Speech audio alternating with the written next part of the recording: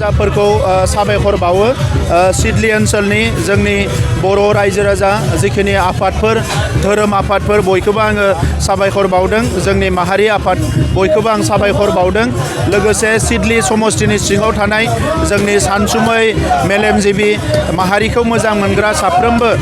बर' फिसाफोरनिसिम आइ आफा रायजो राजानिसिम आं साबायखर बावदों बेजों लोगोसे सिडली समष्टिनि सिङाव गुबुन हारिफोर जेरै कच राजबंशी बाङालि गुरखा माइनरिटी सूत्रधर विभिन्न जनगोष्ठी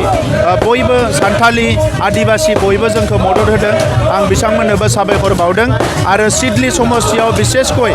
जोंनि UPPL हान्जानि दैदेनगिरिफ्रा रायजो राजाफोरजों सिथाबनानै रायजो राजाफोरनि दुखुनि समाव रायजो राजाफोरनि गोनांथार समफ्राव गसंफाबोदों बिनि थाखायनो दिनै सिडली ओनसोलनि रायजो राजाफ्रा UPPLनि बिजाथिखौ देरहाहोदों आङो मिजिंथिदों फैबाय थानाय समावबो बे ओनसोलनि जौगानायनि थाखाय बे ओनसोलनि गोबां जेंनाफोरखौ सुस्रांनांगौनि थाखाय सिडलील' नङा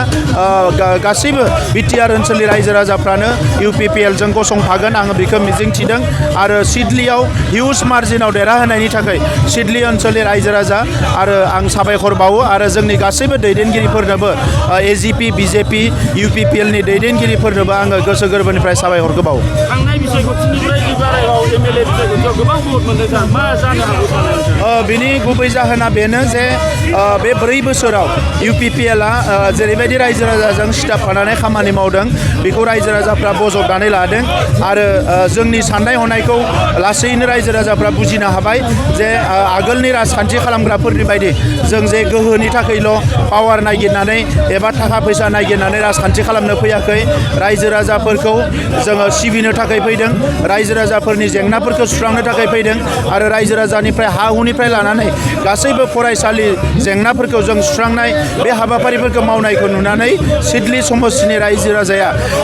जोंनि फारसे जि अननाय बेखौ बिथांमोना दिन्थिदों आरो आं मिजिंथियो बे सिडली नङा उदालगुरि बाक्सा तामुलपुर क'क्राझार जेरावबो फैबाय थानाय बिसायख'थियाव हिउज मार्जिनाव जोंनि बिजाथिफोरखौ देरहागोन बेयो रोखा जाबाय